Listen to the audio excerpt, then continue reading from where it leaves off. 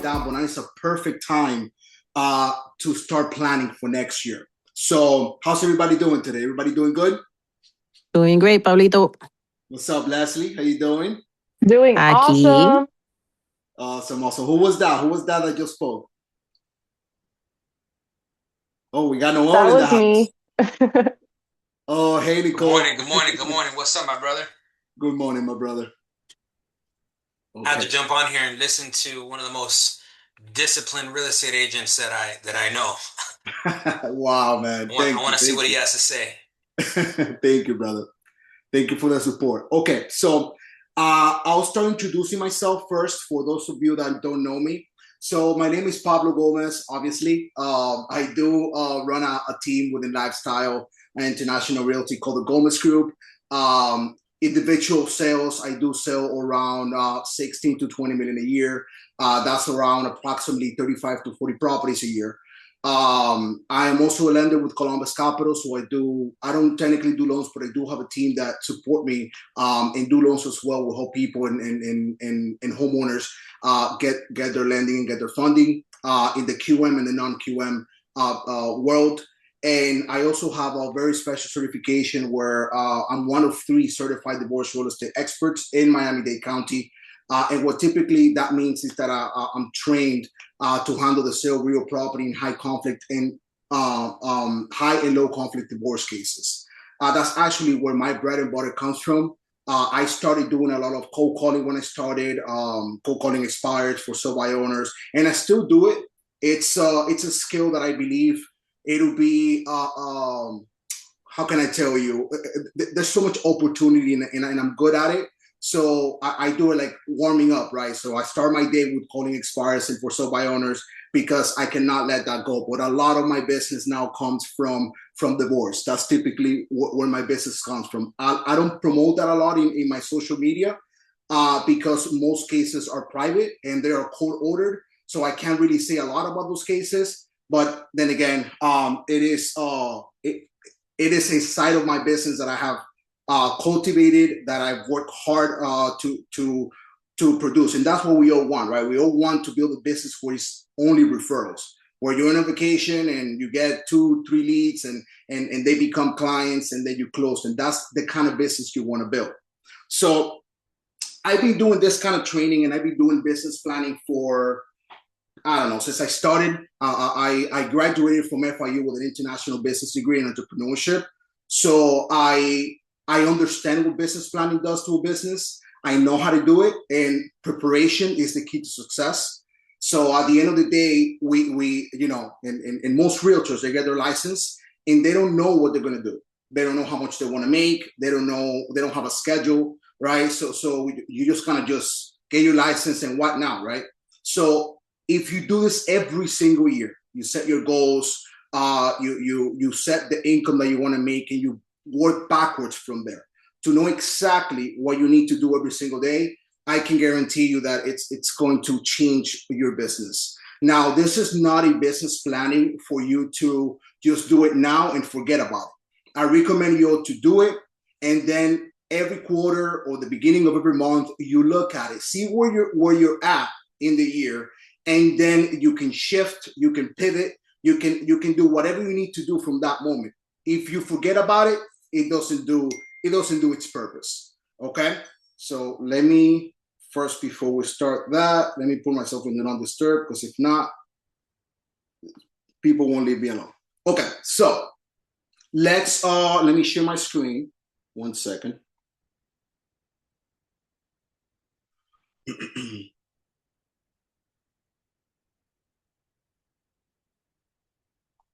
Okay, so I texted you guys in the chat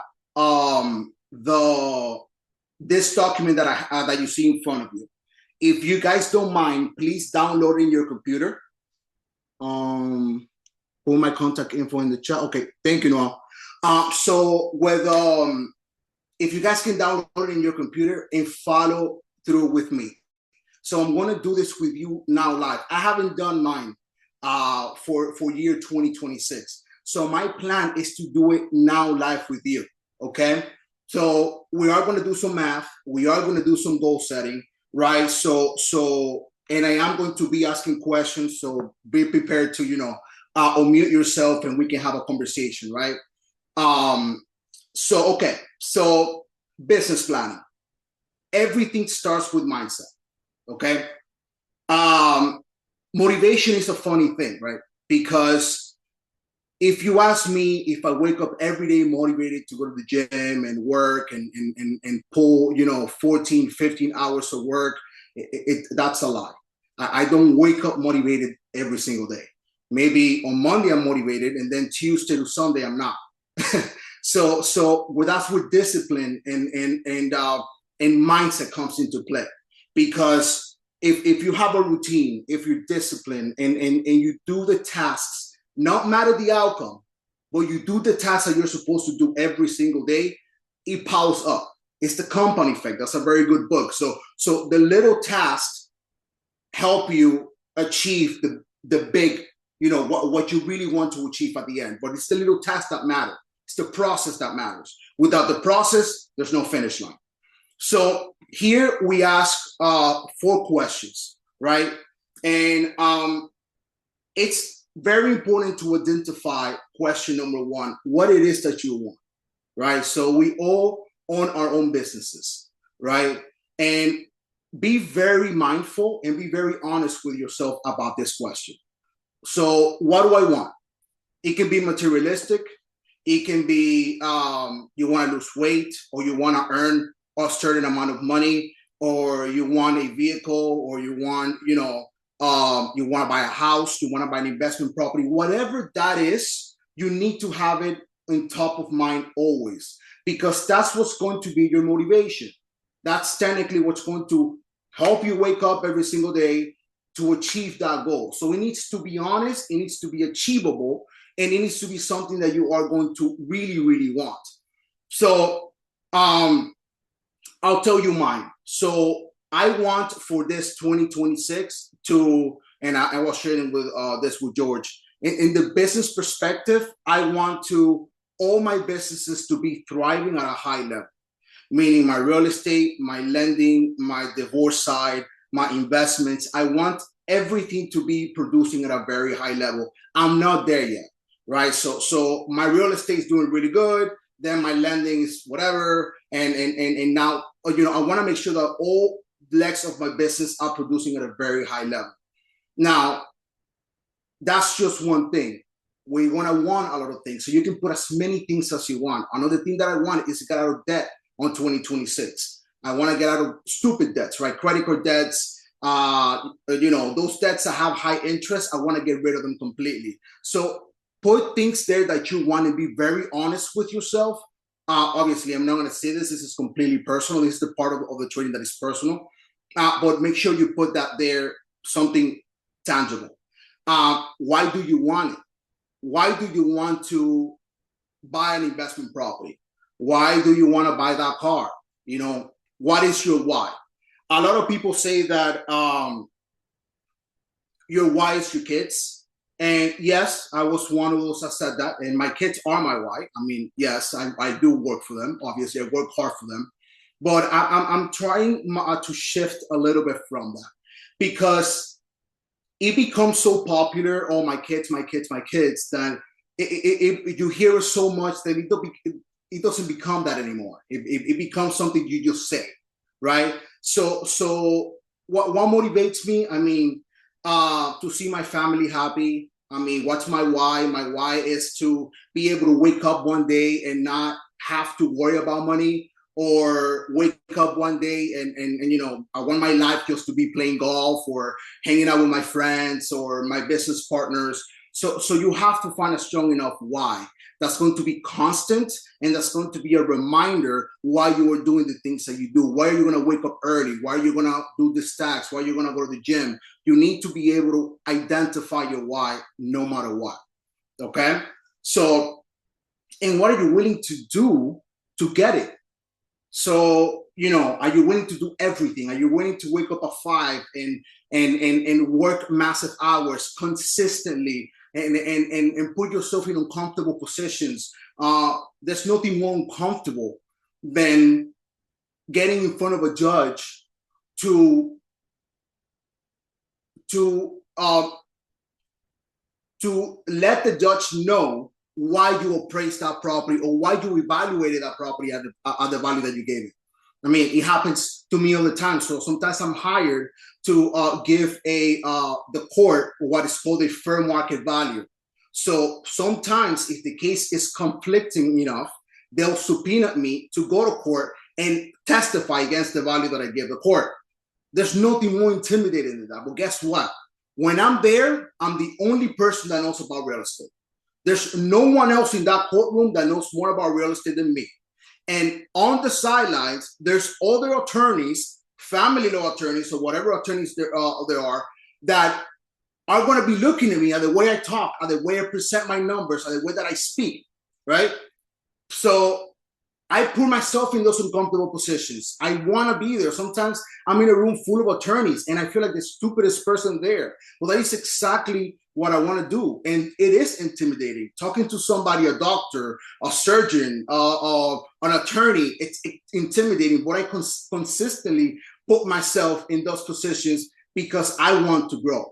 And I understand that if I'm comfortable, I'm not growing. I need to put myself in a position of being uncomfortable. Example, I'm an introvert, right? So I rather be home. I rather be with my kids. I rather be watching football or whatever it is, except than being in a room full of people. Now, you may think that's not true because, wow, I'm here giving a presentation. I may seem comfortable to you guys. I'm not. I'm extremely uncomfortable. Right now, I'm breathing heavy. My heart is going hard, very fast. But I have been in this position so many times that I have allowed myself and I have trained myself to be comfortable in this position, or to look it at least, right? So, what are you willing to do to get what you want? Because I'll tell you why, and I know we all do this, right? Sometimes we don't have anything to do to the day and we stay home or we work from home. I work from home and I work from home a lot, but I understand that I need to leave my house. Even if I go and sit down at a Starbucks and talk to anyone there, that matters because we need to be around people. We need to be surrounded by people to be able to be successful in this business.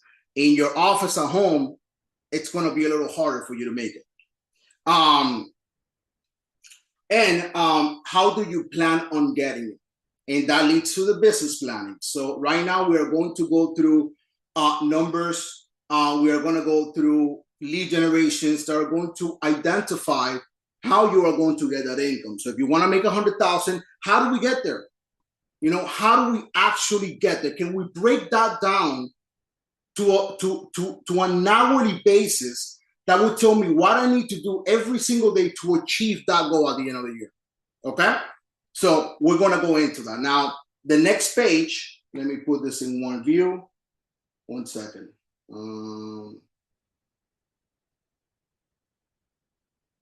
Okay. So let's begin, right?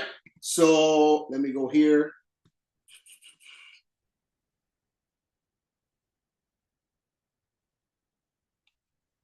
So let me switch this thing here. I think that the camera is following me, right? Or am I going crazy? It is, right? Okay. All right. So, income goal. So I want everyone to write down how much do you want to make next year, okay? How much do you want to make this year? For me, and I said I was going to do it with you guys, I wish I could write in this one, but I cannot. So for me, let me see what I can do here, guys. Let me see if I can get like a pen that I can write here.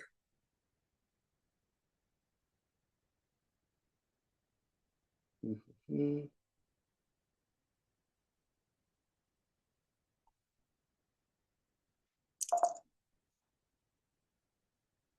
Okay, here you go. I think we want to figure it out. Here it is.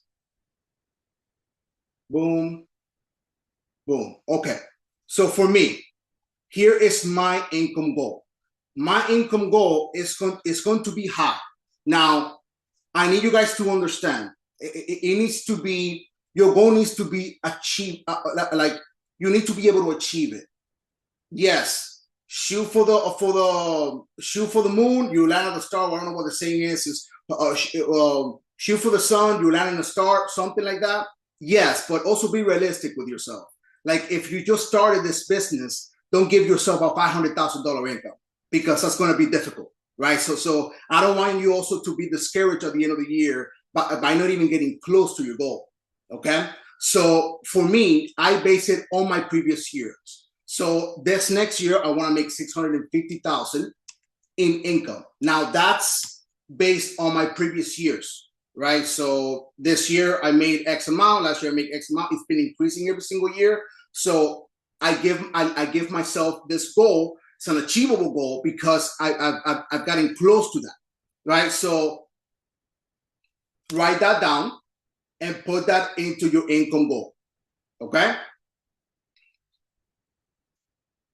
Now, we are going to decide how many listings do you need to sell. This is a listing-based business plan, okay? So if you represent buyers, if you represent renters, that's totally fine. Now, that's extra. We're going to focus on the one thing you can control, which is a listing, right? Once you sign that listing, once you get that listing, you have the gold, you have the money. Yes, we have to account that you're not going to sell them all and you're not going to get them all. But the one thing you can control, on a daily basis is going to get the listing, because buyers, they kind of come to you. And sometimes buyers work with different people. They're very loyal, and it's hard to get them to sign something prior to you showing them a house or something like that. Those variables you can't control. Now, going after listings, you can. So this is only listing based. Now, we're going to decide how many listings do I need to sell to be able to sell 650,000, to be able to get 650,000 in GCI. Okay, so we're going to go to ChatGPT and we're going to ask ChatGPT what is the average incoming commission for a real estate agent in Miami. So let me ask real quick.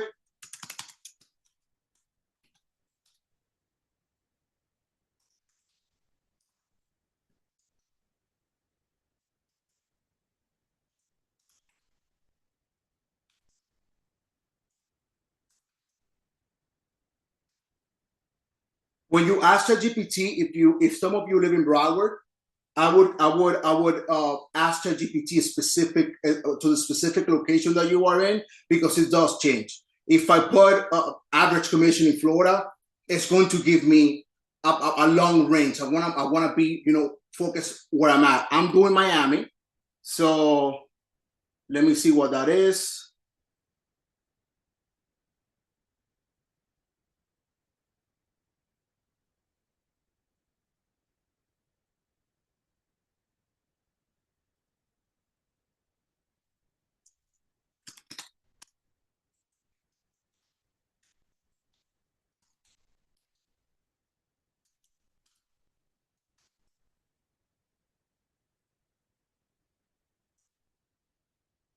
This is insane. It's insane. Insane.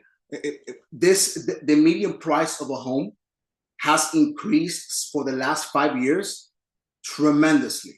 When I started doing this business plan, the average home sold in Miami was 350,000. Right now, it's telling me that it's 583,000. Insane. It's insane. So 583. So the commission, I'm calculating it 2.5, because receiving 3% now is a little bit odd. And now we're in the 2.5%, unfortunately. And if you get 3%, phenomenal, but we're gonna have to calculate it in the worst case scenario. So right now, the average commission for an agent for a regular home that they sell is around $14,500. Okay, so if I grab my $650,000 in income, and I want to decide how many listings I need to sell, when I divide that by 14,500, it's going to give me a number. So it's telling me that I need to sell 45 listings in 2026 to achieve my $650,000 of income. Does that make sense, guys? You can unmute yourself if you can, please. That's about five. Well, average purchase price. What average purchase price are you putting down? Average person around the average listing. 550,000. 500. It's about 5 or 6 a month. Right. Yeah, because think about it. Yeah, we do have, like, what house can you find right now for 350? That's an apartment. You won't be able to find anything in that price. Maybe a townhouse, right? So the average price. So if you sell one for 300 and then you sell a property for 800,000, then it averages itself out. So I grab the average to determine how much commission I'm getting paid per 550,000, and I'm dividing it by my income that I want to make, and that will tell me how many properties I need to sell. Make sense? Got it. Okay. So now, this is where it gets personal. This is where we're gonna have a conversation. So, if you are, so most of you don't have the camera on, and that's okay. I do the same thing. Don't worry. But let's have a conversation, all of us here, because I wanna learn about you guys. I wanna know your goals, what you guys want to do, right? So, can one of you share with me a personal goal that you want to accomplish this 2026? Like this new year, what is the main goal that you want to achieve? If anyone wants to open their mic and have a conversation with me. Except for you, Noah. You already know mine, so. Yeah, 100%. Come on, guys. If no one to pick somebody at random. So, hey. Hello. So two things. Can you please put the business plan back in the chat? But for me, the goal for me this year for my business is to be more consistent, and I want to sell at least 50 listings. You want to sell 50 listings? Yes. Phenomenal. Now, how many listings did you sell this year? This year, I want to say maybe I had I'm buyer heavy, so I work with a lot of buyers. This year, I want to say I had 4 home listings and 3 rental listings, but I want to completely change the trajectory of my business. Okay, so you want to, so let me get, did you say 50 or 15? 50. Okay, so let me first of all do the first thing you asked me, which is to, let me see, where's the chat here? Here you go. Someone just put it in. Oh, someone just put it in? Phenomenal. Thank you, whoever did that. Okay, so, and I'm sorry, what's your name? Ambernique. Ambernique, my pleasure to meet you. Okay, so I'm not here to spare your feelings. I'm here to give you a realistic plan, right? So and that's what I mean to have I don't know if you came in, if you heard the part to get a realistic goal. So this year I sold 32 listings personally. Okay, I'm on 32. I actually will close like 3 or 4 more before the end of the year, but that's what I mean. So I'm giving myself 45 listings. For me to sell 45 listings for 2026, but I have already sold 32 this year. So for me to get from 32 to 45, it's an achievable goal, right? Because I've already gotten close. Now, if from 2025, you only sold 4 listings, from 4 listings to 50, it's not impossible. It is not. I'm going to tell you that right now. However, I don't want you to feel discouraged if you're half a year and you've only sold 5, because that's going to, instead of motivate you, it's going to do the complete opposite. It's going to actually discourage you, and it's going to make you feel a little bit bad, if you want me to be honest. So because 50 listings is more than 700, it's approximately $800,000 in income. That's a lot of money. There's a few that make this in this brokerage, a few. So I'm not saying that you can't do it. Hey, by all means, if you want to do the goal and you feel confident in it and you think you can achieve it, God bless you. But at the end of the day, I don't want you to feel bad. So I want you to get a more achievable goal. So let me ask you this. That is achievable for me, Pablo. Mhm. So I won't feel bad. I'm very strong-minded and I'm going to work to get it done. Oh, phenomenal. That's the attitude. Now, let me ask you this. How much do you want to make next year? $1 million. You want to make $1 million? Yeah. Oh, But my girl, you're doing it. So with $1 million and yeah, it's absolutely doable if you give yourself that goal. And hey, maybe you land halfway. Halfway is still amazing, you know. So phenomenal. So that's your income goal. Now, what about personal? What is something that you want to achieve in the personal level? I don't want you to get too personal if it's private, but in a personal goal of yours that I need to get that done in 2026. Can you share that with us?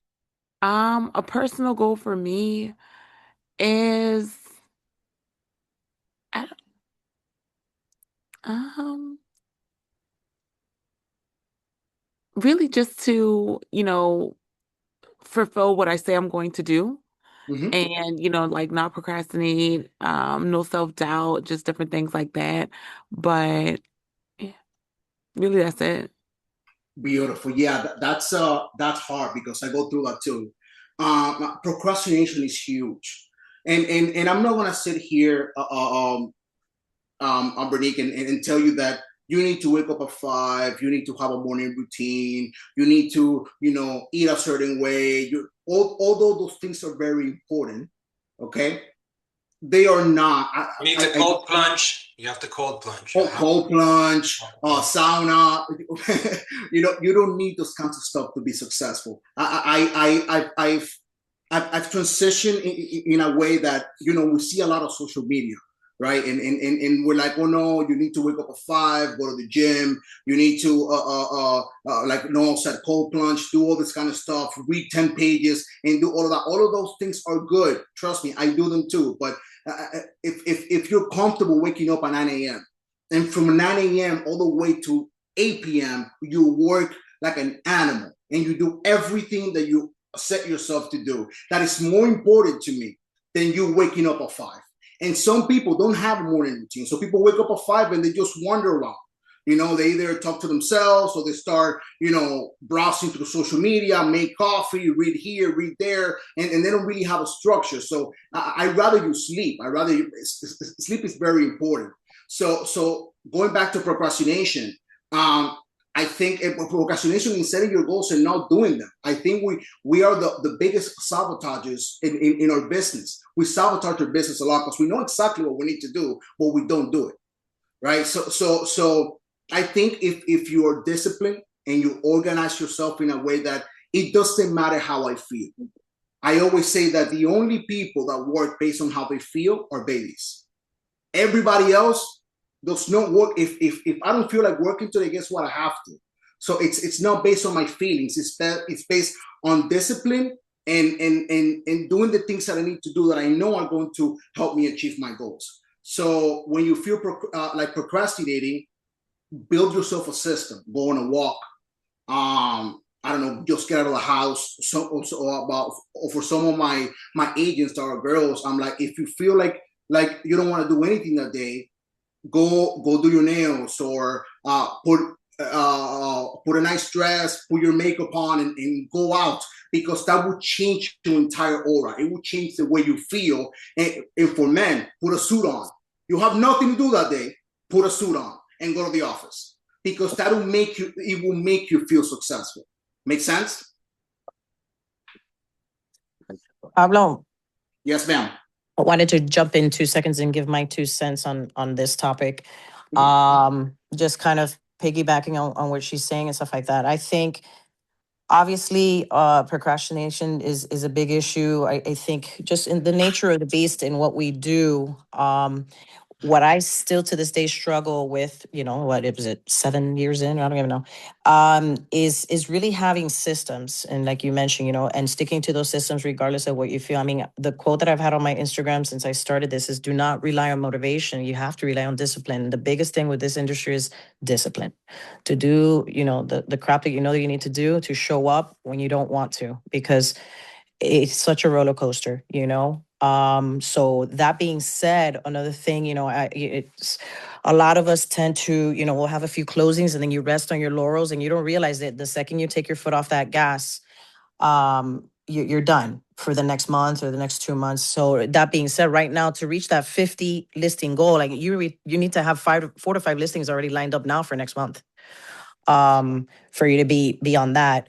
Again, is it attainable? Absolutely. I've seen people do all kinds of things, but it's always pre-planning for it, and you really have to have right now, because this is a huge. I was telling George the other day, I was like, man, I have senioritis. Like I am checked out. I'm burnt out, but I have my foot like literally like just strapped to the gas because I know how it is. And then everybody's like little lost children in January with all these big goals and big dreams, but you're already lost. If you're not working on January right now or last month, January's done already, you know? So that's the biggest thing, having systems in place, hiring coaches, whatever that looks like, because it's not easy and it is very discouraging. And then, hey, guess what? If you don't have those 4 or 5 listings lined up for January, guess how many you have to have lined up for February? So I think that's the biggest thing to really remind ourselves is all the planning that goes into reaching our goals, pre-planning and systems and discipline for sure. It's very easy to fall off the wagon. Very. Yeah, to Leslie's 100%. point, I have to reiterate that, man. I've been in the business now, what, 6 years or something, 5 or 6 years, and the biggest, I guess, nightmares that I've had in real estate are, it's like happened to me like 1 or 2 years where January comes and I have nothing. Mm-hmm. February comes, I have nothing, and I'm sitting here like trying to play catch up, and I realize, like Leslie said, man, all of December I have been nonstop. I've been on the phone. I've been trying to make new connections. I've been trying to get new listings. I've been calling. I've Yeah. been doing everything I can in December because that's the nature of our business. Everything we do now pays off a month, two later. Yeah. So if you have all these big goals, yeah, you got to start now. You got to start now so that January comes, and then that helps the momentum that you want to Yeah. have for the beginning of the year.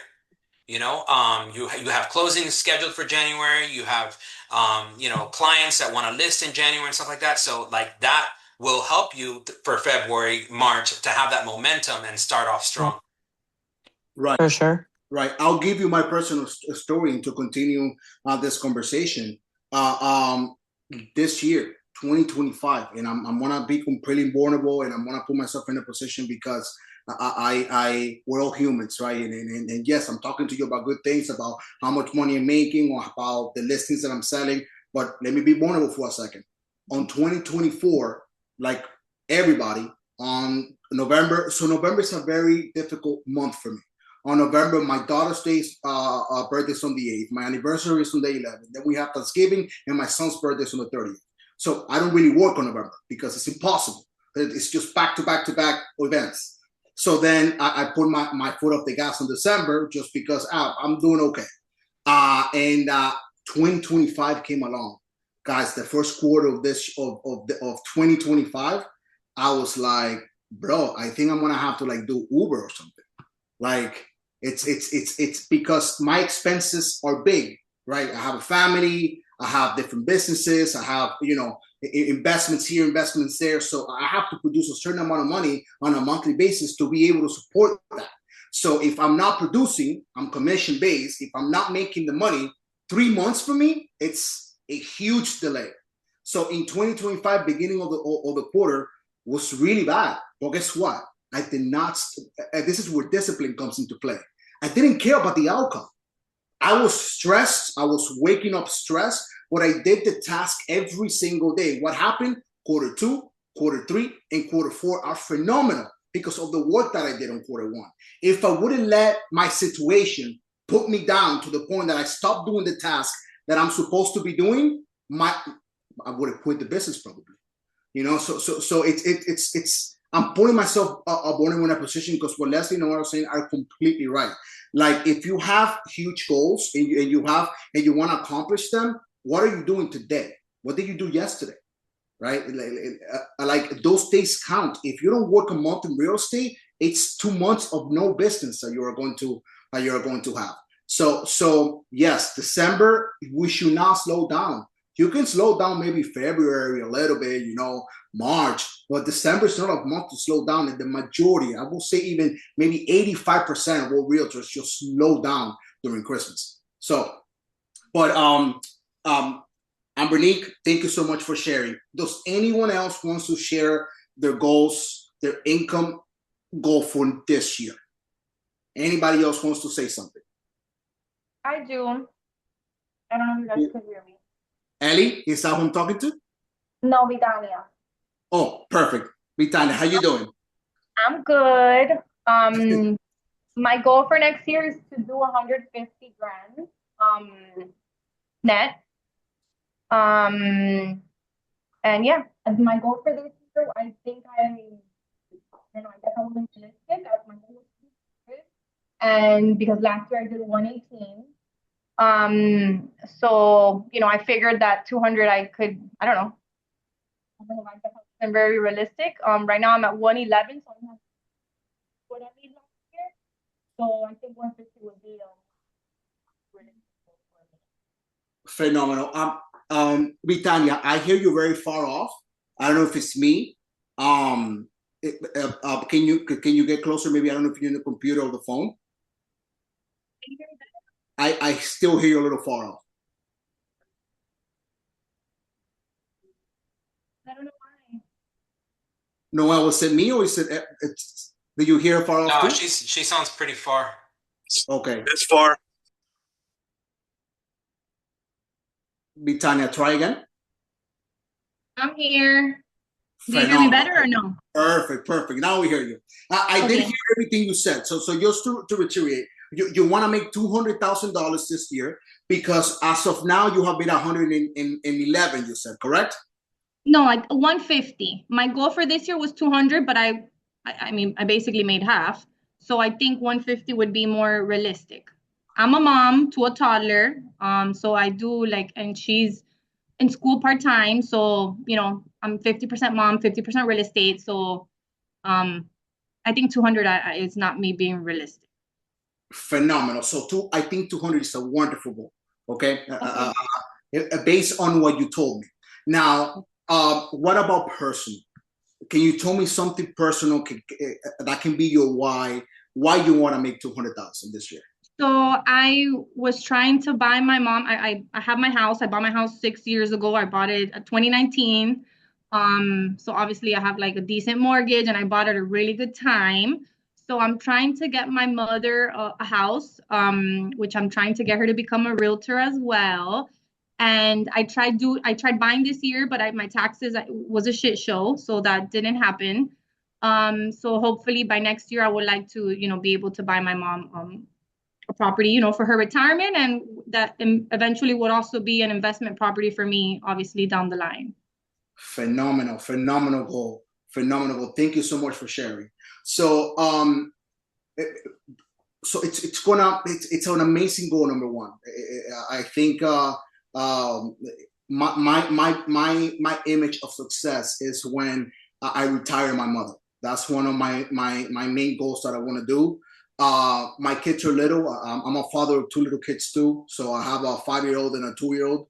And right now I can't. I have to take care of my family first. Yes, my mom is my family, but my family is my kids and my wife, obviously. But yes, my mom only makes $60,000 a year. I'm aiming to make $650,000. I can pay her salary. So. But it's preparation. So, but your goal does inspire me. It is a very strong why. If you want to, maybe later, you have my information in the chat. If you want to start maybe preparing, I will prepare now.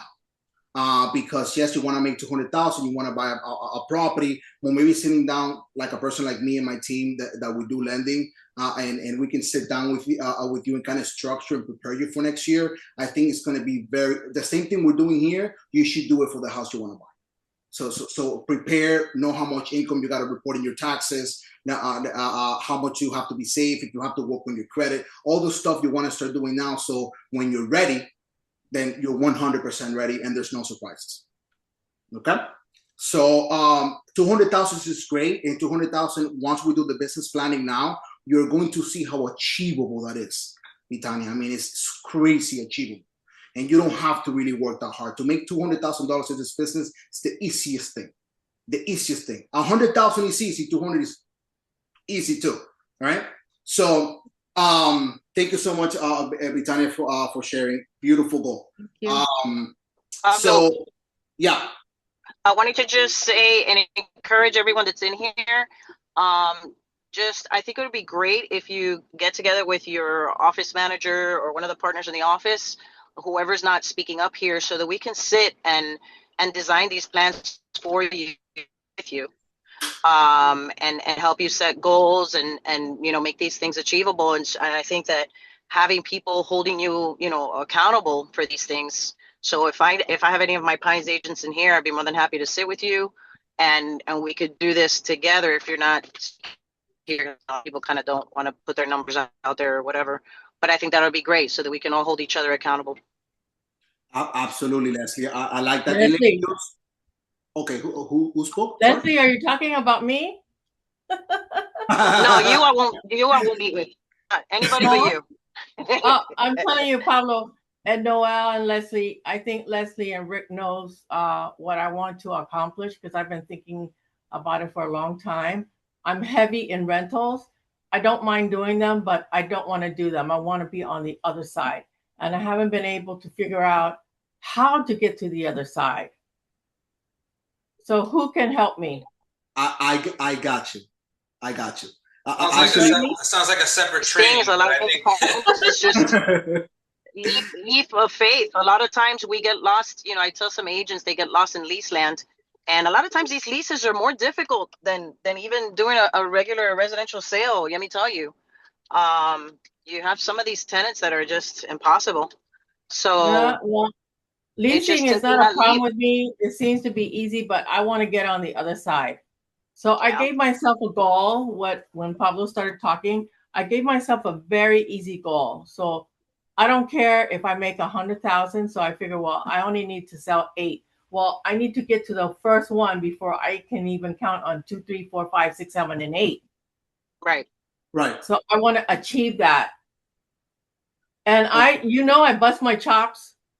I really do. I work every day. 2:30, I'm still up. I'm doing my admin. Don't tell me about getting an assistant, because I'll do it myself right now until I make more money. Then I can get an assistant.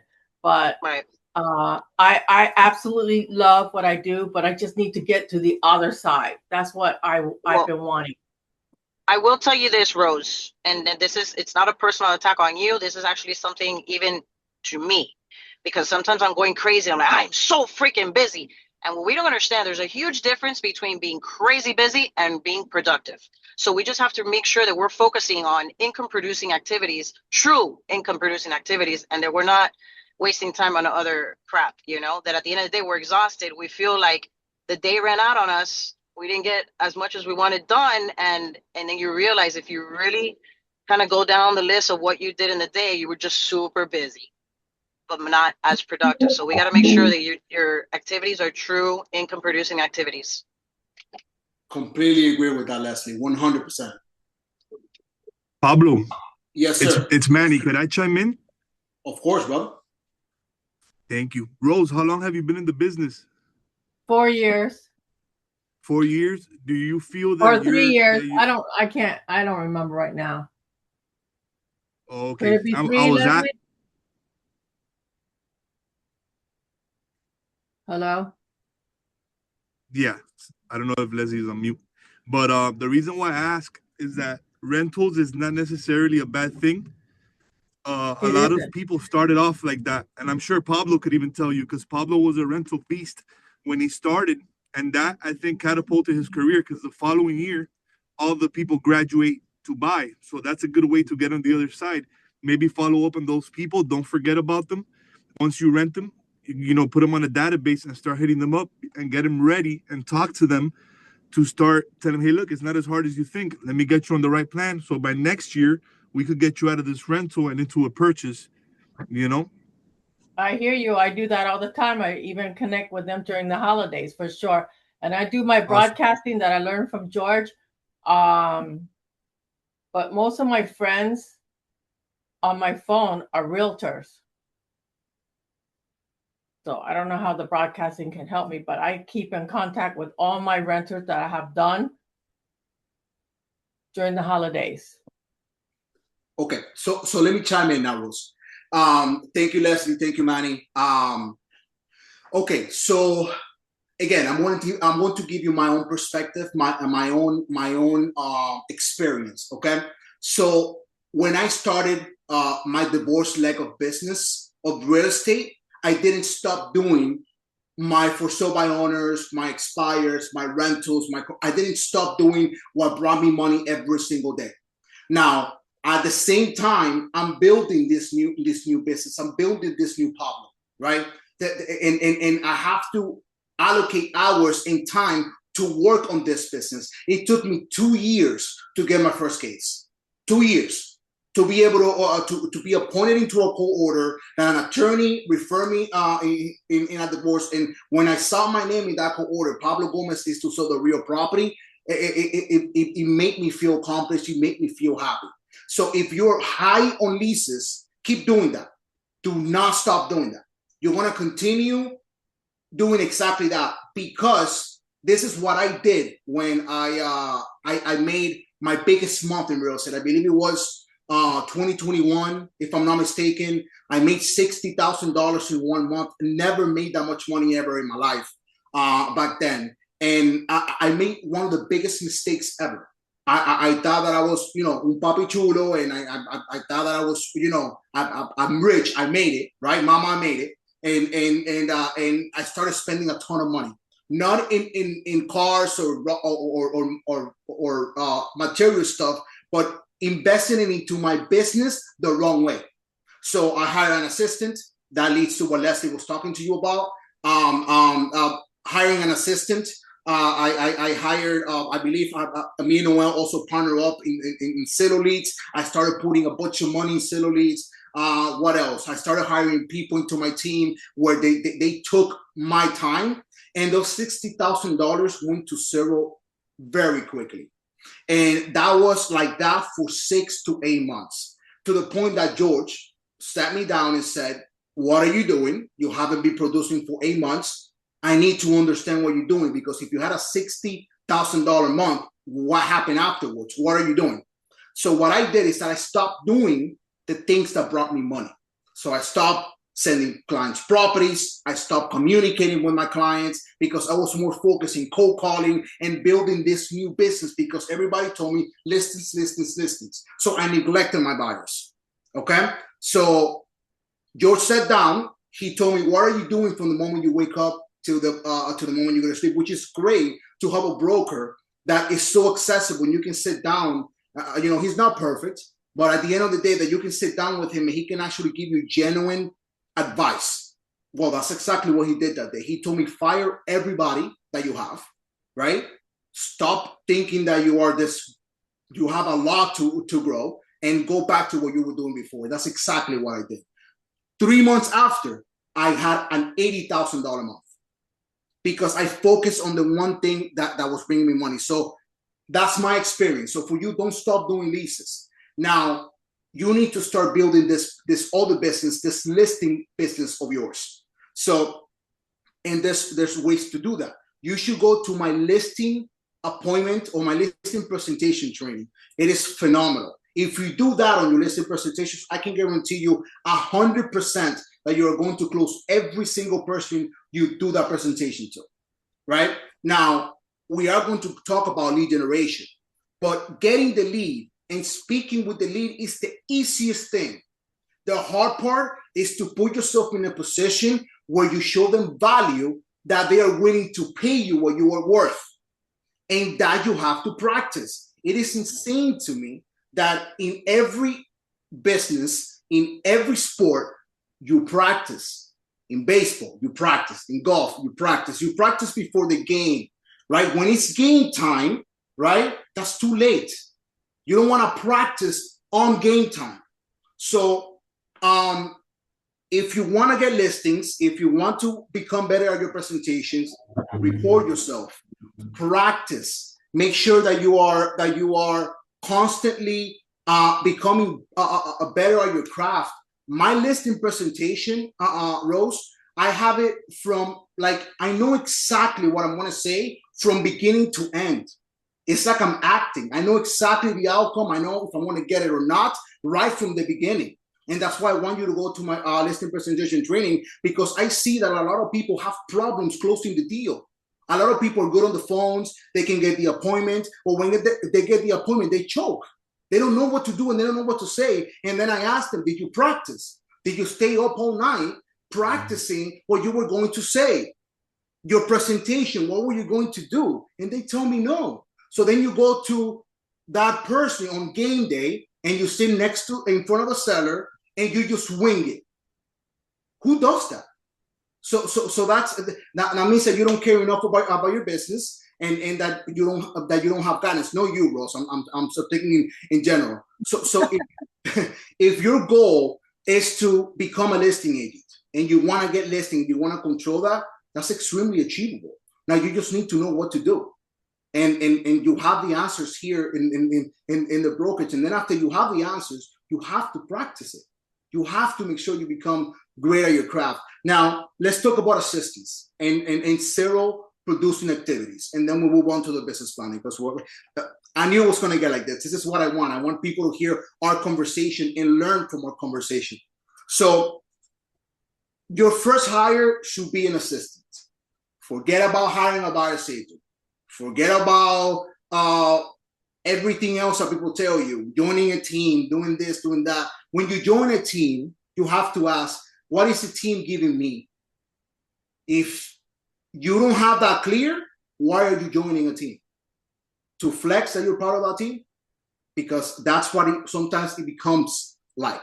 So I'd rather you stay by yourself and hire an assistant that's going to help you with the zero producing activities, like sending a contract, like scheduling a showing, like sending an email, all those kinds of things. Yes, there are tools needed to get paid, but they don't really make you any money.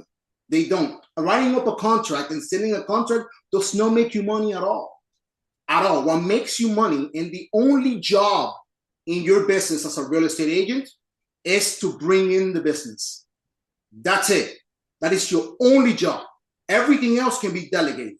Now, I agree with you, Rose. You're not there yet. You have to let your business tell you when you need an assistant. And when is that? When you can't handle it anymore on your own. And that's when you start training them. However, having an assistant, and when you get there, it will change your career. It will double your career. Now, Noel, you can attest to this. My assistant does absolutely everything for me. Everything. All I do is make the appointment, speak with the client, lock in the client, and then they go into a funnel. My assistant does everything. So she writes the listing agreement, she schedules pictures, cleaning, landscaping if the property needs. So she communicates directly with my client. Then she does the listing in the MLS. She then transacts the transaction once we get on the contract. She submits for me to get paid. She does my after closing procedures. She will update the client. She does absolutely everything. She actually also runs my comps when I'm about to meet with them. And my websites. Like sometimes if you see my social media, all the websites that I create, I don't do any of that. That's all by my assistant. I used to, and then I taught my assistant to do it. And that freed my time where I can now focus 100% on bringing in business. So, Rose, to finalize my advice, what I would do is keep doing your leases, and in 2025, building your new leg of business. build it, practice it, keep feeding information, and keep doing what you need to do, the tasks that you need to do to become the listing agent that you want to be. And 100,000 rows, that's extremely freaking doable. And you can definitely get 18 listings in 2026. That's for sure. Thank you. You're welcome. So now let's continue, guys. So the other part where it says in addition of your business goals, that's for you to fill out on your own. We're not going to go through that in this training. It's going to take too long, and that's very personal. So I would recommend you all to do it. Where you want to go on vacation, what do you want to purchase? What kind of friends, relationships you want to have in 2026? What's your fitness goals, right? So make sure you write it down, but that's on your own time when you can, okay? Let's go to the actual business planning part, right? So we are all going to do this together. You guys are also going to get lost because we're going to do a little bit of math, but I'm going to do it together with you, and just follow me here, okay? Because you might get lost, but I'm going to bring you back in, okay? So let me go here. So the first question is asking us, how many listings do I need to sell to achieve my goal? We already have that, which is right here. I need to sell 45 listings. Phenomenal. So write that down, guys. Where are you? Hold on. Okay. So write it down. Write down your goal. I don't know why this happened. 1 second. Okay. Now it's telling us how many listings do I need to take to achieve my goals, right? Because you are not going to sell every listing. And that's the truth of reality, especially in this market. Right now, I have active 19 listings. Yes, sounds phenomenal. Good job. Yes, but I'd rather have 18 sold in 2 actives. A lot of people are I believe it was one of my colleagues, she texted me, and yes, I do feel proud attaining those 19-20 listings. However, they're not selling. The market is very slow at this moment. So we only get paid when the property sells, right? So we have to account of the listings that are just going to cancel with us, the ones that are not going to sell. So for that, typically, if you're a new agent or not a new agent, we're going to do it on the worst case scenario. This ratios, this numbers, if you've been more in the longer in the business, you have more experience, they may be a little bit more favorable. But let's do this. What it says, and what I mean is that under the second question is telling 50 list to sold ratio. Take listing sold goal, and divide it by 50%. So that's what I want you guys all to do. So let me stop sharing here actually, and I am going to 1 second. I'm going to actually share my screen. Here you go. Okay. Pablo, Perfect. do you have a minute? Yes, sir. Who am I? Brian. What's up, Brian? This is Brian. How are you? Actually, in a broker in New York. And to touch base, cool, I'm also recently a broker in Florida too, lifestyle. So the role playing is very, very important, very, very key to be sharp. And I practice with multiple associates in my office here in New York and different cultures. So you can, when you do the role playing with different individuals, different personalities, you can adjust to just about anybody out there in the real estate world, in the seller's point of view. Because that's what we're dealing with, and not to oversell when you go into a listing appointment. Never oversell. Do a lot more listening than anything. If you do that, you probably won't even have to say too much, and you get the listing, and then you can leave. Like I just switched over from residential a few months ago to the commercial side, and when I did that, I did a lot of training before I even talked to anybody. And then when I went out there, finally got my first listing, sold it in about 7-8 months for $5 million. And then I got another listing after that from a referral, 2.5, and we're just about going into contract. So it's repetition and over every day, repetition, going out and meeting people and doing the cold calling, just like you're saying, every day. 2 hours, 3 hours. You never know. And when I was out there in Florida a few months ago, I met, just going into the gas station, just asking the simple question, do you know anybody looking to buy or sell gas stations? The guy said, yes, my father. And that's how I got a contact. Talk to everybody out there. I And agree, my Brian. goal for this from this upcoming year, based on what I'm doing right now, I'm looking to net anywhere between 150 and 200 right now. And I'll be out in Florida in a few months, just for visiting, doing some business out there in February. Oh, phenomenal, brother. If you remember, when you're down here, take my number and let's share contacts. I would love I have it. Oh, beautiful. I would love to break some bread with you when you come down. Oh, absolutely. Because as soon as you told me one thing about the divorces, oh, my eyes just opened. It just perked up. It just perked up. As a matter of fact, I'm going to call you way before I head out there because there's a lot to talk about. But I don't want to do it here because it's just we'll dominate the conversation. No one's going to get a word in. Right. I got you. I don't want to do that. So I've been doing this for almost 17 years. So I have a lot of knowledge and background on this. Phenomenal. I'll stay quiet for now. Awesome. I'm looking forward to a conversation, brother. Call me whenever you can. Okay? Right. I will. Thank you. Well, he's right. I mean, cold calling is preparation, and I'm sorry, role playing is preparation. I role play all the time. My listing presentations, when I wanted to be better at them, I practice with my wife. Hey, look, I'm gonna sell. I'm coming in for you to hire me to sell my home, and she will be completely like real. You know, she will ask me real questions, and she'll be like, you know, put me on the spot and give me objections. And she saw how I handle them, and then she will critique me. She will be like, look, I don't think you answered that very well. I didn't feel like you were confident, right? If you don't want to do it with your spouse, do it with a friend. But practice these things. Like, don't practice with your client. Like my presentation, the way that I do it, I would love for all of you guys to attend my next listing presentation training, because it's funny. There's a guy in my office. His name is Miles. He's pretty much the only one that has gotten my listing presentation to the T, and he's run with it. And the guy's been a top producer this year, I don't know how many times. And he's nothing special. Just like me, I'm nothing special. But it's just something, and I mean that in the best way ever. It's practice that makes you perfect. Perfect practice makes you perfect.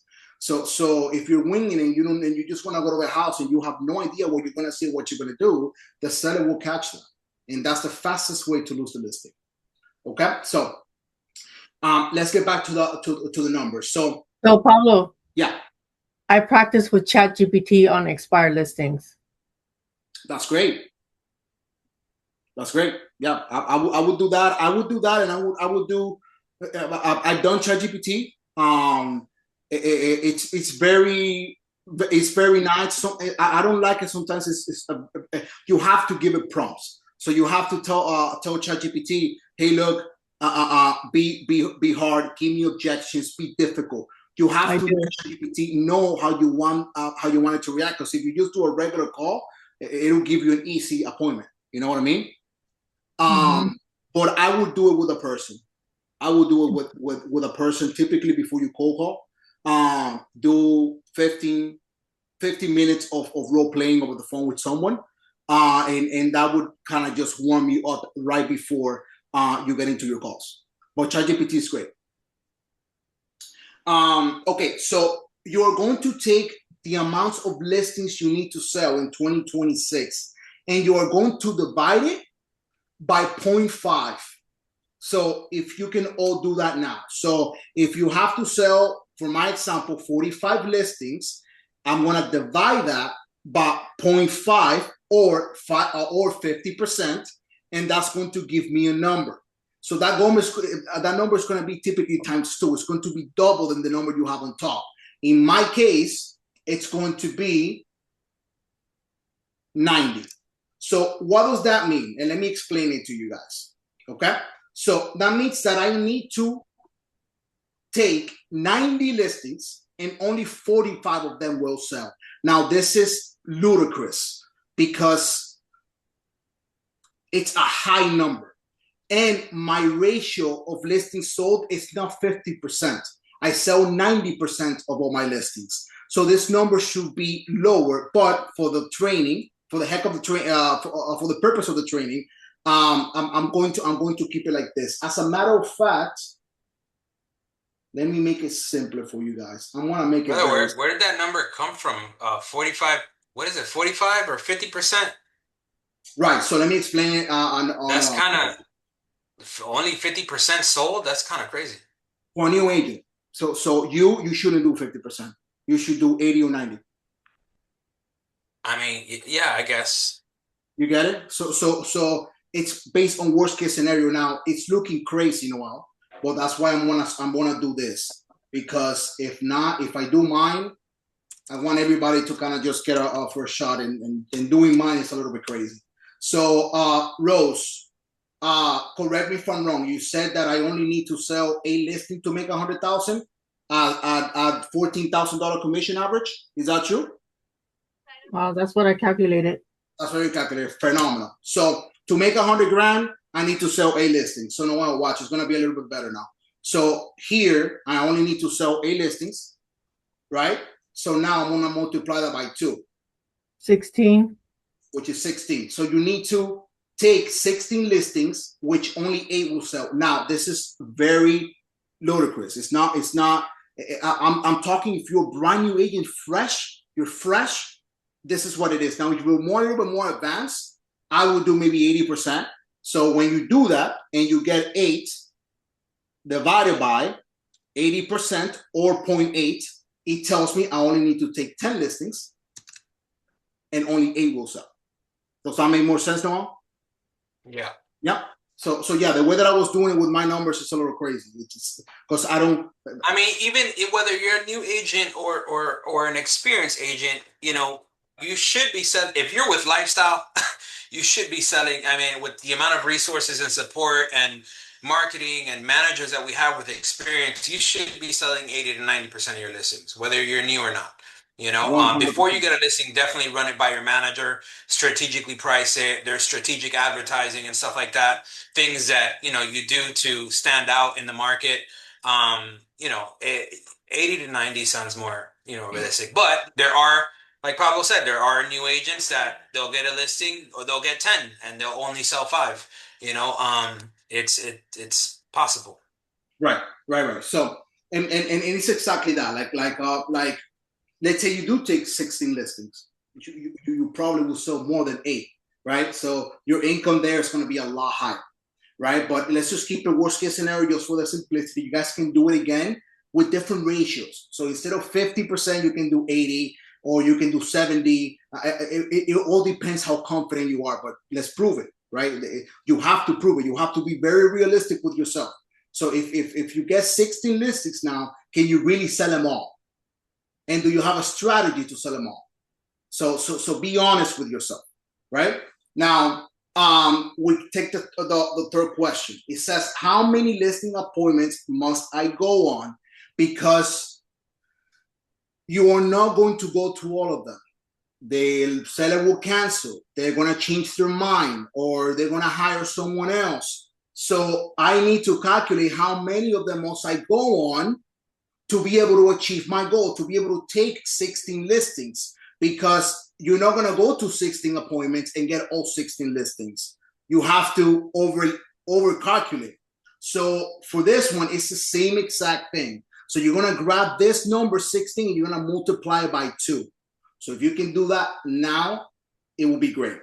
So I believe 16 times 2 is 32. My math is correct.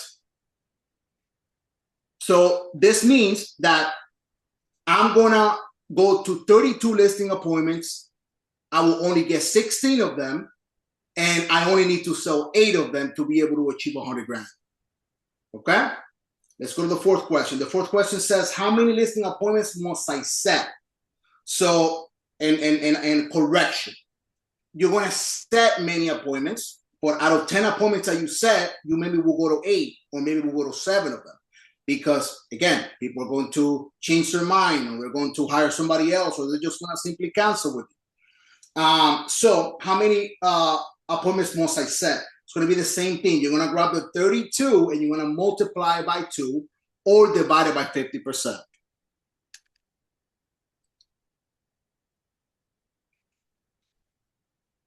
For this, it's going to be 64.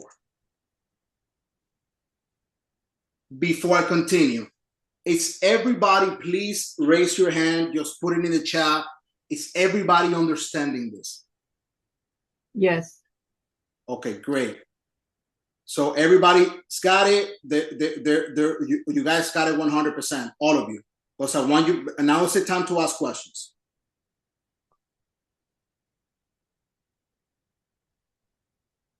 Phenomenal, great. Now, the fifth question is saying, how many contacts do I need? Okay, how many contacts do I need? So in average, if you sit down 1 hour to call people, we can say that in 1 hour, you're gonna get 50 contacts. Now, I'm not saying that you are going to get the appointment or anything like that. No, 50 contacts. You're gonna maybe get 50 people to pick up the phone.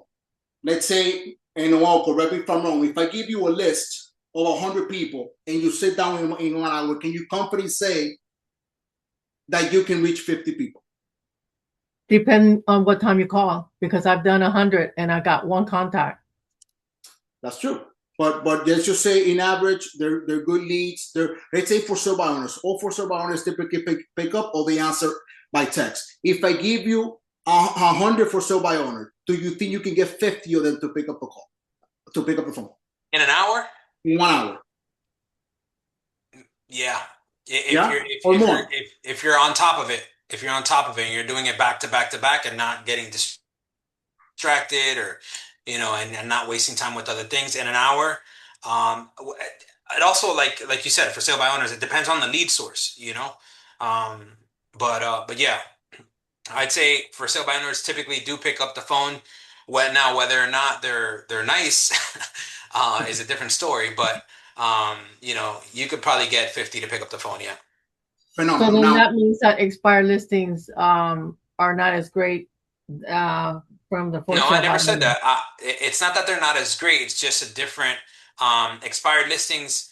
Like you said, there's multiple factors. There's you could be calling 10 expireds, and 10 of them might have had a terrible experience with their previous realtor, and they may not want to talk to any other realtor. Or you have, like, I went on an appointment last week with an expired. He has already tried 3 different agents. And at first he was a bit tough to talk to, and now he's going to give us the listing or whatever. And just talking about the value and everything. So it just depends. There's multiple factors on whether or not, or the lead source, the time of day. There's different things that play into how many you're able to be, how many will be able to pick up the phone. So then the leads that are on Vulcan 7 are pulled from the MLS, right? No. Vulcan 7 leads are typically pulled from, whatever lead source you're paying for. So typically it's for sale by owners. I know that you can get expireds in there as well. Vulcan 7 is primarily used, and correct me if I'm wrong, Pablo, primarily used to talk to people that are not on the MLS. Correct. I thought they were. I'm going to question that. Well, if you're hitting expires, if you're using Vulcan 7 to hit up expires, yes, those were in the amounts. At one point, they were, yes. Yes. But if they're expired, they no longer are. Right. And if you're doing like geo leads, which you can do also for Vulcan 7, it's going to be people that are homeowners. Correct. Yeah. Okay, so now we're talking about for sale by owner roles, and realistically, what I want to focus on is conversations. So having daily conversations on a daily basis. So the realtor that it's in front of sellers the most, or homeowners the most, whether they do business with that person or not, it's the realtor that's always going to win. Our job is to be in front of the people that are going to give us business. So if you're having more conversations, if you're having more appointments, whether they lead nowhere or not, or they become appointments, it doesn't matter. Remember, you got to detach yourself from the outcome. Sometimes we get so preoccupied by, oh my God, I didn't get the listing. Oh my God, I did. No, don't care about the process. Did you make the call? Did you make the appointment? Did you go? Did you prepare? Did you do your presentation? Did you get it? No? Okay, move on. Do the same thing with the other ones. It's a numbers game. It's a numbers game. Don't worry about the outcome. Just do the daily tasks that are going to help you achieve your goal. Whatever happens, it does not matter. That's the one thing you cannot control. You cannot control that. Control what you can control. Worry about what you can control, which is the daily tasks. That's it. Eventually, you'll become better. Eventually, you use the compound effect and you'll be compounding day by day, task by task, and you'll become the agent that you want to be. Okay? So in this case, let's go back to the business planning. So I need to go to, I must set 64 listing appointments. Now, to get those, or to set those 64 appointments, how many conversations do I need to have to set those appointments on a yearly basis? So if I get 64 and I multiply it by 50, and 50 because in average, 50 contacts within 1 hour equal 1 appointment. In average. So if I give Noel a list of 100 people and in 1 hour he talks to 50 of them, I have to assume that Noel will get 1 appointment out of those 50 people. Now that's lucrative. Noel can probably get 49 of them, but that's not the case. I'm trying to give you perspective here. So out of 50 people you talk to, can you get 1 appointment? And if the answer is no, you need to go get another job. Because if you cannot get an appointment with 50 people that you talk to, then there's something that you're saying or not saying, right? So we're going to assume that, out of 50 people in 1 hour, you get 1 appointment. So you're going to get that 64 and you're going to multiply it by 50. It's going to give you a huge number. That number is how many contacts you need to hit on a yearly basis. It is big. Don't freak out. We're going to break that down. Okay? So let's go back.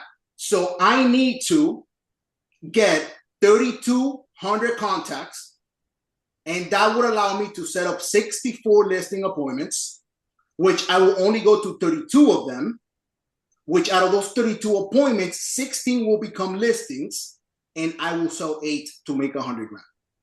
Okay? This is worst case scenario. Like worst case scenario. These numbers are very, very extremely conservative. But you play with it, right? So now we're going to get that number, the 3,200, and we're going to divide it by something because it's impossible. Yes, it's 3,200 contacts a year. Now we're going to divide that number by 240. Why 240? Because it's unrealistic for me to tell you that you're going to work 365 days of the year. It's impossible. So we have to, but by average, people work 240 days because you have to count vacation, sick days, and fuck it days. I don't feel like doing anything today, so I'm just going to stay home. We have to count those days, right? So let's divide by 140, which you're only going to work 140 days out of the year. It's realistic. I thought you said 240. 240, yeah, that's what I said. Well, you just said 150. I'm so sorry. I'm not very confused. If I said 150, it's now 240 days out of the year. Can you guys see my calculator, by the way? Yes.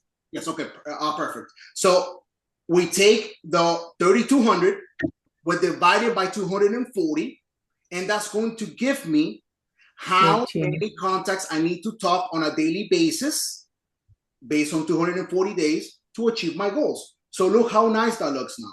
I only need to talk to 13 people a day. That's it. Only need to talk to 13 people a day. If I talk to 13 people a day, I will get 3,200 contacts at the end of the year. Make sense? Yes. So we're just going to put here a little note. 13 contacts a day.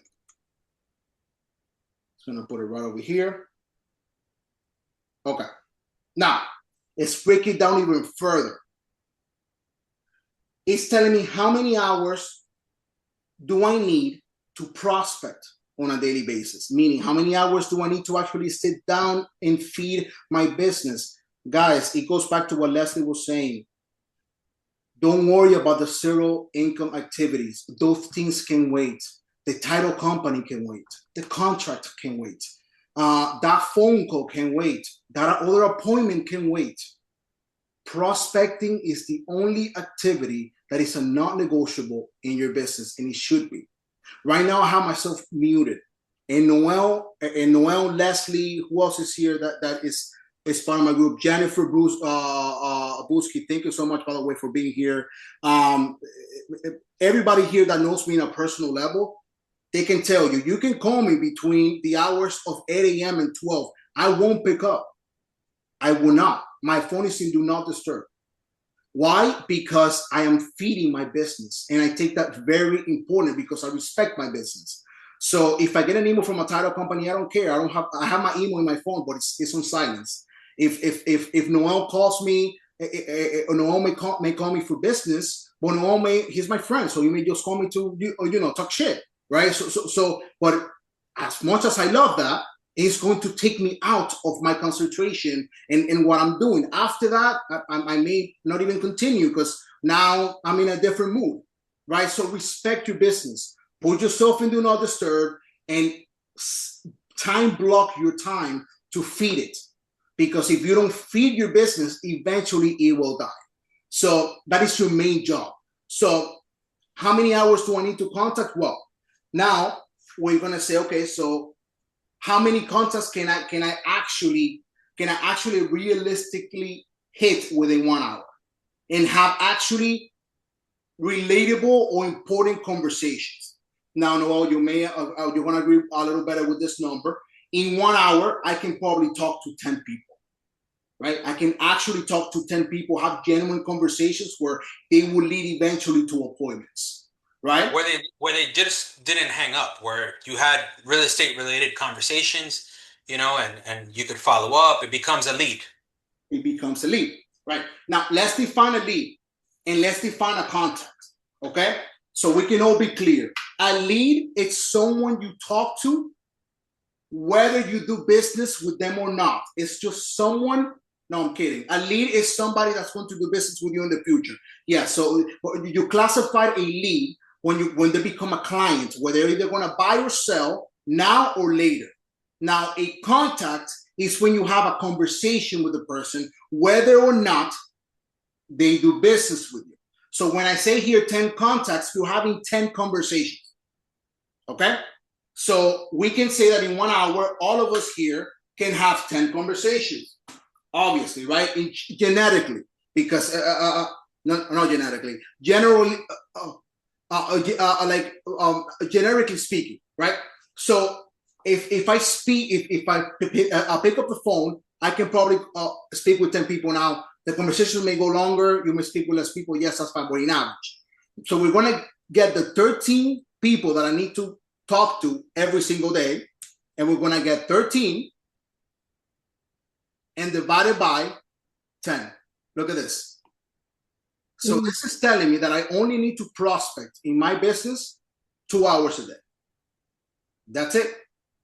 So if I wake up today and that's the only thing that I do today, that's all that matters. So when you look at it like this, it becomes way more simple, guys. So I'm sorry. I'm so sorry. That's not what that means there. Sorry, guys. 2 hours.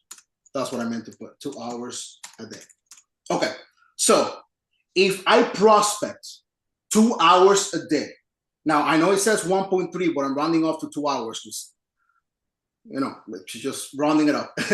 So if I prospect 2 hours a day, only 240 days out of the year, and I speak to 13 people, I hit 13 contacts a day, that would allow me to get 3,200 contacts in the year, which would allow me to set 64 listing appointments I will go to 32, I will list 16, and I will sell 8. And when you see it like this, can we all agree that it's achievable? Can, like, if I tell you that for you to make 100 grand, you only need to call 2 hours, will you do it?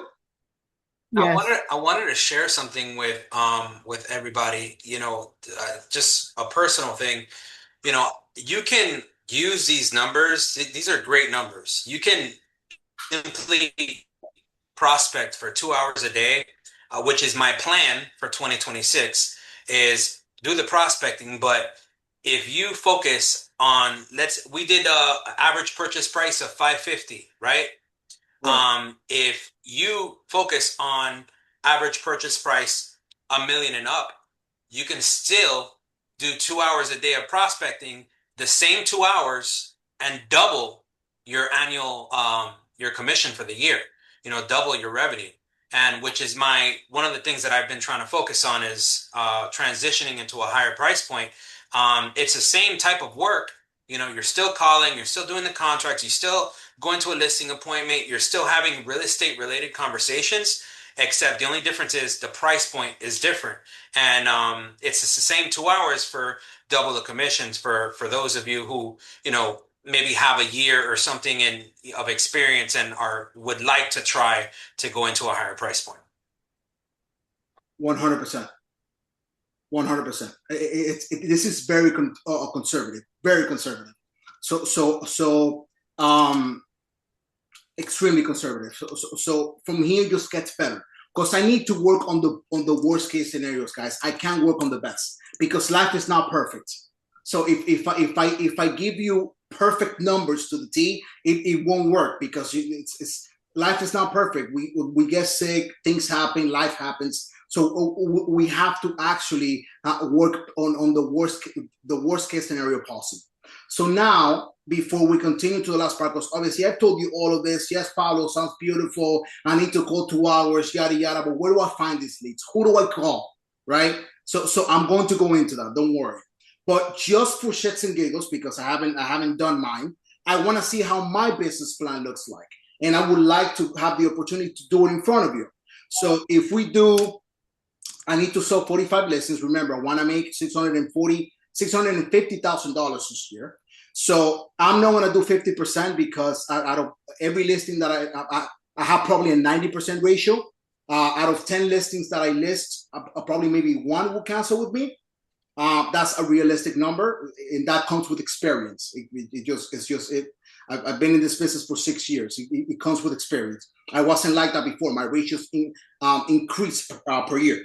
So let's say 45, multiply that by 90. No, I'm sorry, 45 divided by 90%. So that means that I need to list 50 properties, which 45 of them would actually sell. This is a little bit more realistic. That's why I did it with the 100,000 before. This one right here is how many listing appointments must I go on. I typically go to most of my listing appointments. So I'm gonna do an 80% ratio, because although I said it, they might cancel with me. So I'm gonna do 50 divided by 80%. That's going to give me 62.5. Let's just round it up to 63. So I need to go to 63 listing appointments, which I will get listing of them. I will list 50 of them and sell 45. So now let's go to this number where it says how many listings must I set. I have a 90% closing ratio. If I get you on the phone and you have a conversation with me, I'm probably setting the appointment. So I'm gonna put 63 times, divided by 90%. So this means it's at 70. I'm gonna go to 63 listing appointments of the 70 I set. So the same here. 70 times 50.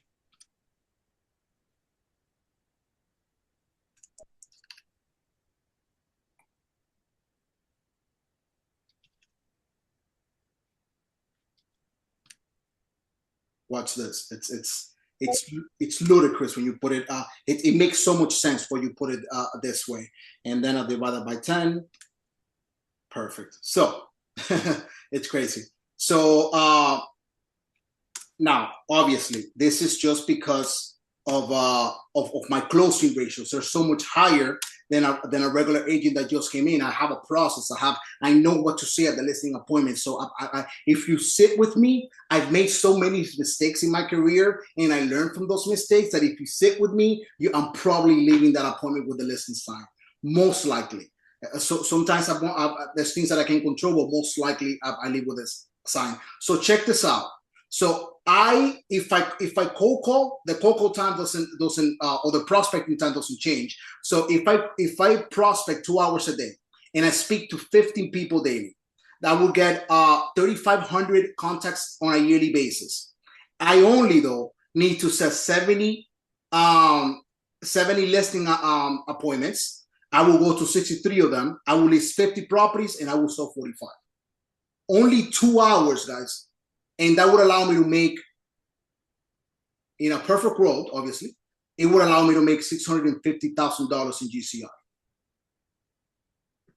But what happens most of the time? We don't call. We don't do the daily tasks that we're supposed to be doing. We don't practice. We don't train our lesson presentation to increase our closing ratios. Like, we don't do any of that. We just wing it. So this is very important, and why I love business planning, because now with these numbers, I can work with. These numbers, I can now say, okay, perfect. Now I have a plan. Now I know exactly what I need to do every single day. Nothing else matters. As long as I prospect 2 hours a day, or I speak to 15 different people a day. Also, the conversations you have can also come from follow-ups. So the 15 conversations, the 15 contacts that you need to achieve on a daily basis can actually also come from follow-ups if you get them on the phone, okay? Now, let's talk about lead sources. And this is the end of the training. I wanted to keep it within an hour, but sometimes these trainings go very long, and I believe this is very important. Well, this is the last thing we're going to speak about. Lead sources, okay? I am no longer the person that thinks that you should only do one thing, okay? Yes, there's this book called The One Thing, where it tells you don't be a box of multiple traits, but an expert of none, right? Yes, I believe that. But your one thing is real estate. Now, if everything you're doing relates to real estate, that's all that matters. That you're still doing that one thing. So, where are you going to get these leads? Okay. So obviously we have spoken about for sale by owners and expires. Well, let's read some of these together. So that way we know how many actually lead sources are out there, and just do the ones that you identify the most. Sometimes they may be the easiest ones. Look, I cold call, but Noel, you and Leslie and other people that cold call in this chat, you're going to agree with me. I don't freaking like cold calling. I don't wake up every single day and be like, "Ooh, I'm gonna go call for 2 hours and speak with people that don't want to speak with me." Like, that's not realistic. We do it because we know the outcome. We know that it works, and we're salesmen, a saleswoman. We have to pick up the phone. We have to, right? So, well, let's read some of these. COI, past client repeat, past client referrals, guys. Whoever has been in this business for a couple of years now, you should be calling your past clients now. The people you closed, your nurtures, call them now. Now is the time to talk to them. It's so easy, the conversation. Hey, look, it's Christmas time. Just wanted, before the year ends, touch base. How you doing? How's the family? Hey, look, has anything changed in regards to selling a home? Or has anything changed in regards to you're buying a home? Is 2026 finally the year? So those are easy conversations to have. Be on top of mind. Like, you need to be calling everyone now, because there's not really much to do at this moment. Like Christmas is in 2 weeks, and the weeks of Christmas, no one does anything. So if you have nothing to do, call your past clients. Call the people that you close. Call the people that you haven't spoken in a while. Okay, so referrals from other agents, business professionals, so lead generations, networking, geographic farming. I love geographic farming. Love it. It's you can grab a group of people, a community, and you can just actually just cold call them and just become an expert. Find out if they want to sell. Those things. Conversations, those are geographic calling is I think those conversations are easier conversations, you know, because they're not being bombarded by 100 realtors who are calling a FISBO. They're much smoother. They're not necessarily, but there's pros and cons. They're not necessarily in selling mode at that moment, but you can stack up your pipeline with those. 1,000%. 1,000%. What else? I have no idea what JLJS Yikes means, so we're going to skip that one. Mega open houses. If you're a new agent, you should be doing open houses every single weekend. You guys don't know how underrated open houses are. It's insane how as a new agent, people don't do it. Insane. I don't understand why. I'm going to give you my own perspective. I want to give you my own experience, like I have done in this training. A friend of mine bought a property with me. 5 years after, they listed with me. They wanted to sell it. They were moving to Texas. Okay, I did an open house on that property. I hosted it myself because no one wanted to jump in. I always go in the chat. Who wants to do an open house with me? Listen to the story. I'm doing the open house. No one showed up. No one but one family. And it was a neighbor. And the neighbor told me they want to move to North Carolina and that they need to sell their home. I made a listing appointment at the open house to meet them on Monday. Went on Monday, got the listing, got it on the contract.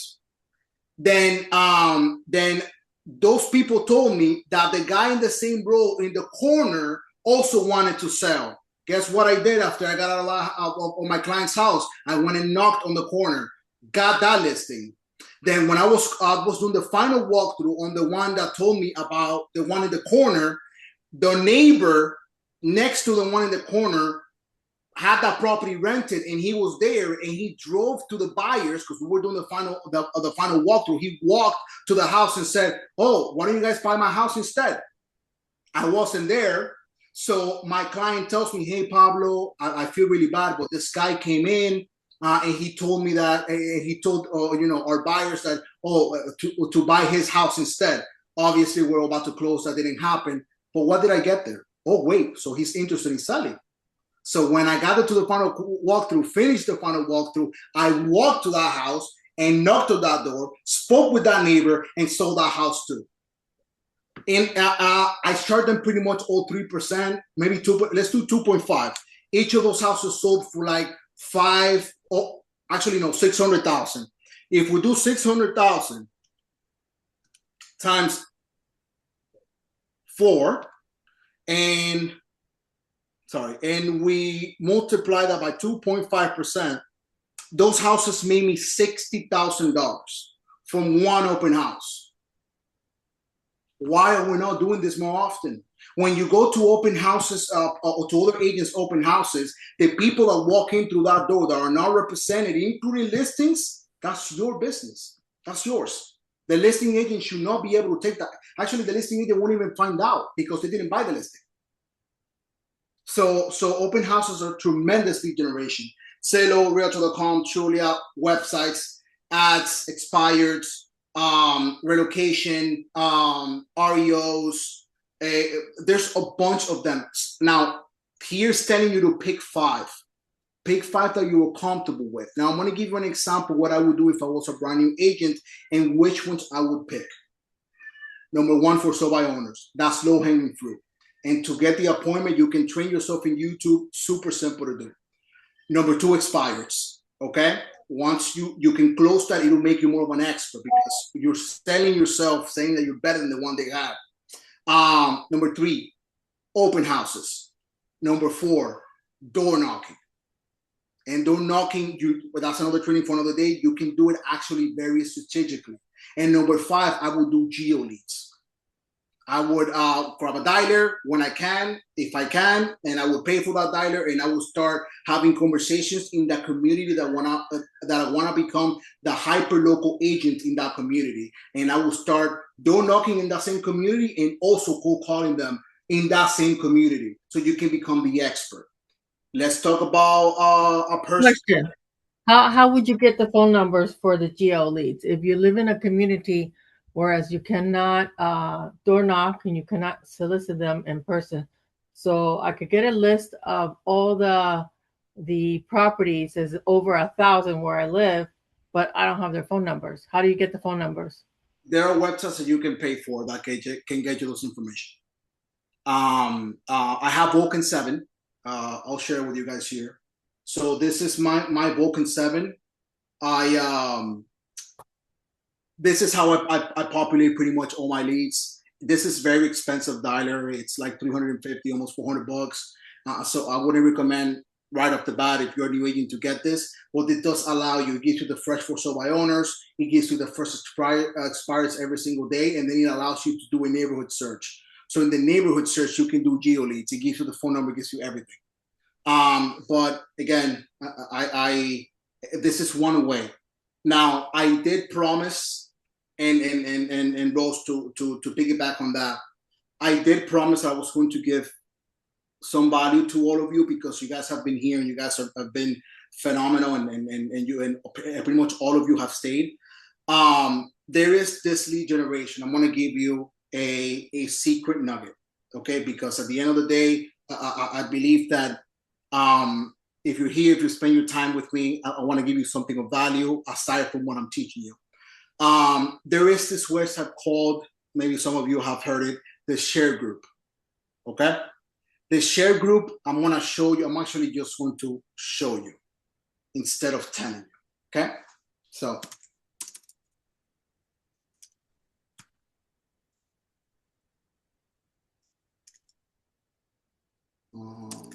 Share Group, right? Okay.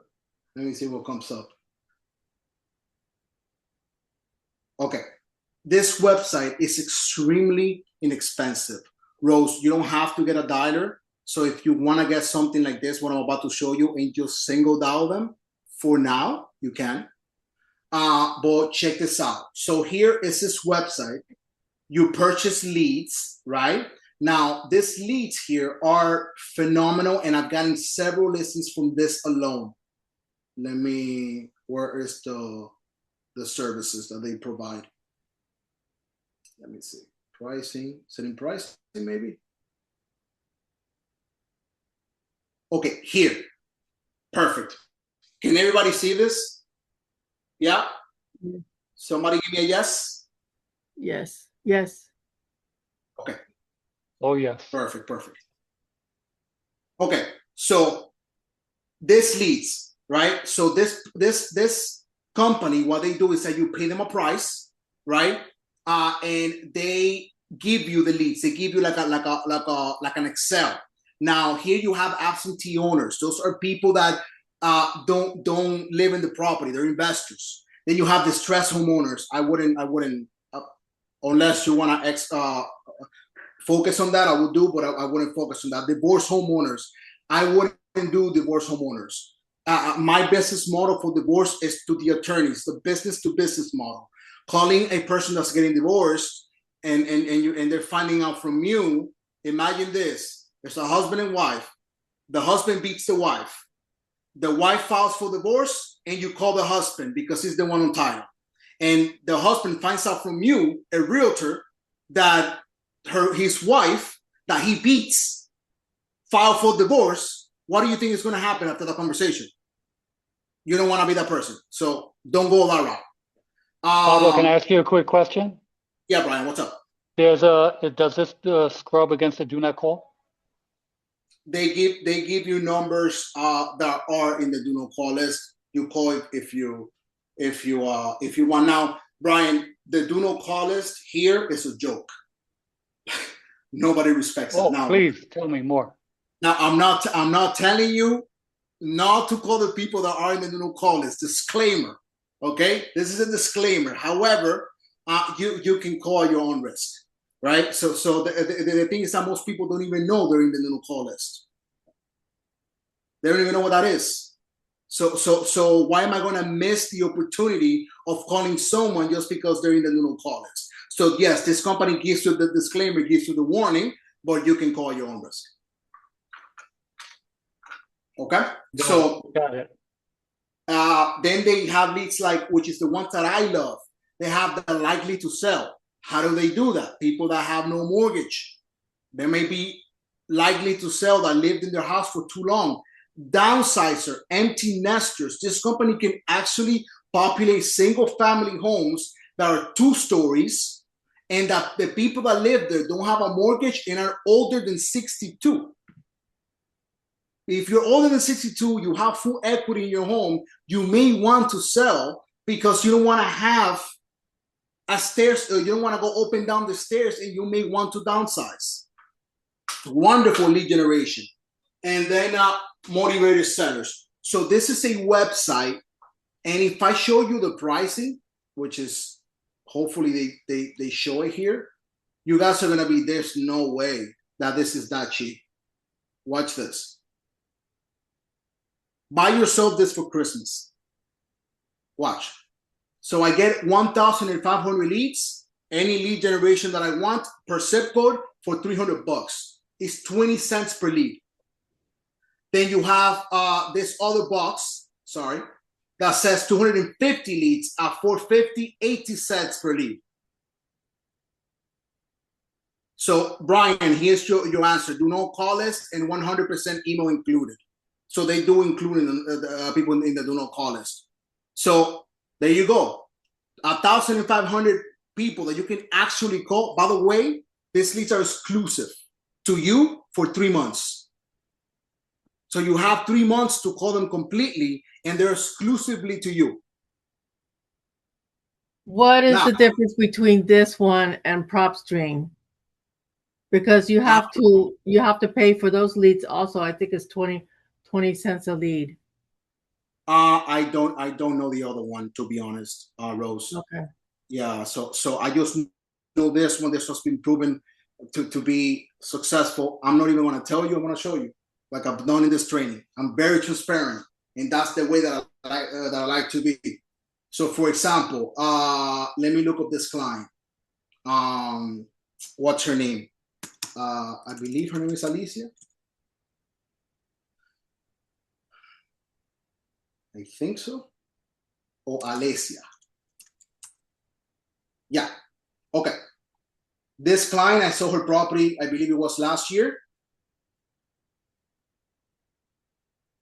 Hold on, guys. It's thinking.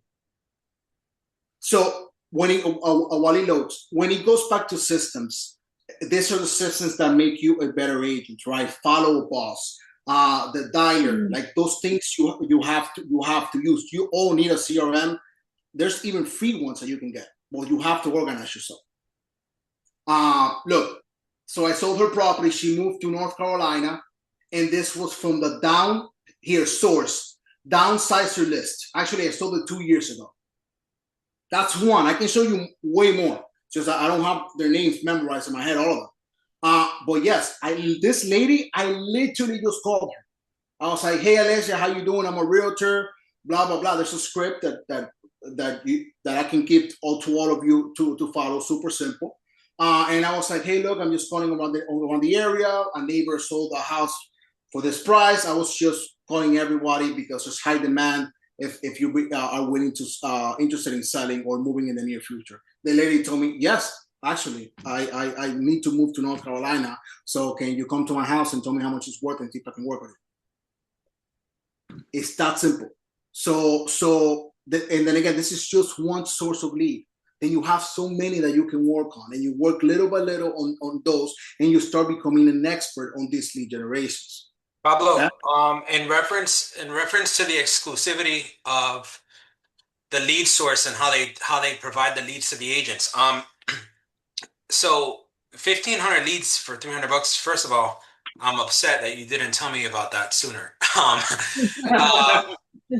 Then the other thing was, what if, like, I wanna. You said they're exclusive, meaning they're not selling those same leads to any other agent, or what? They do sell them to other agents after 3 months. Well, they don't After sell them 3 to months. anyone else. Yeah.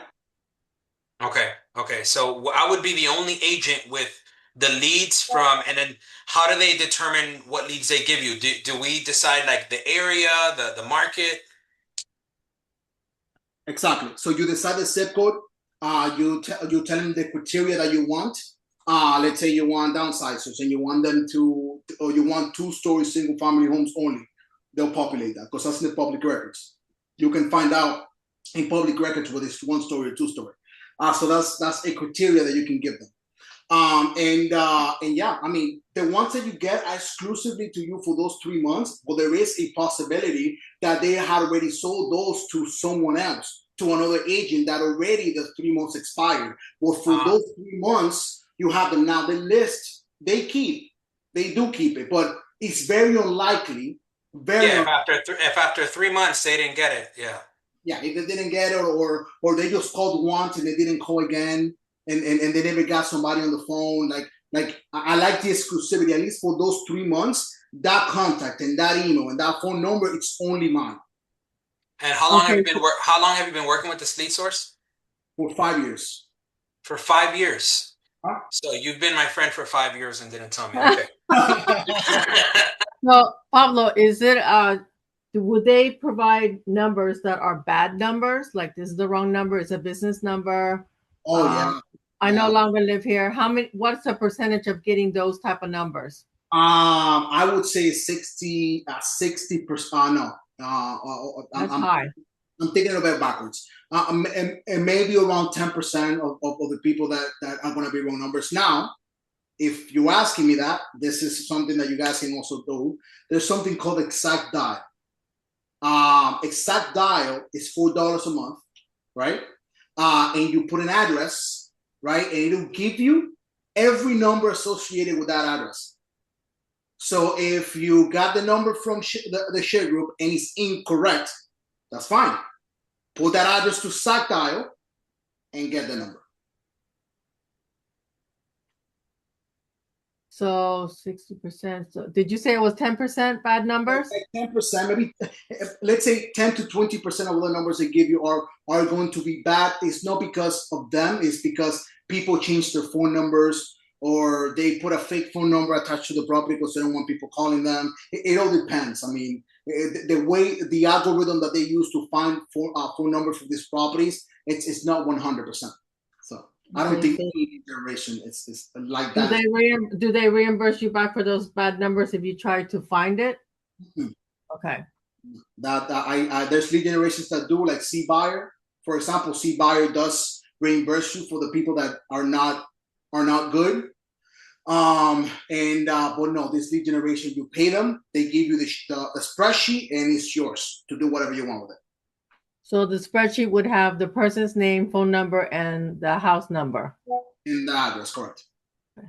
Thank you for sharing. You're welcome, Rose. So guys, I'm pretty much done. I want to thank all of you for being here, for staying with me this long, and for hearing me jab for an hour and a half.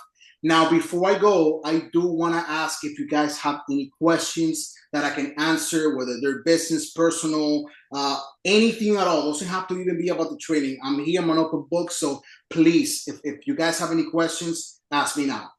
I have one last question. Yes, when are you planning your listing presentation? Sometime in January. And I'll do it like this. I'll do the brokerage wide, so anybody can just join. And I'll do. That's a very, very good one, Ross. I mean, I get a lot of good feedback every time that I do it. So I hope that you can make it. Just be on top of the chats. It'll come out. Of course. And Noel, I'll be calling you. I'm here. You got my number. And you know you hired me, remember? I remember. Awesome. Okay, guys. Anybody else? Thank you very much. Thank you so much, Rose. Thank you, Noel, by the way, as well. And thank you, everybody. Thank you, Pablo. Appreciate it. Thank you, Brian. Take care, guys. Bye. Have a good day. Thank you.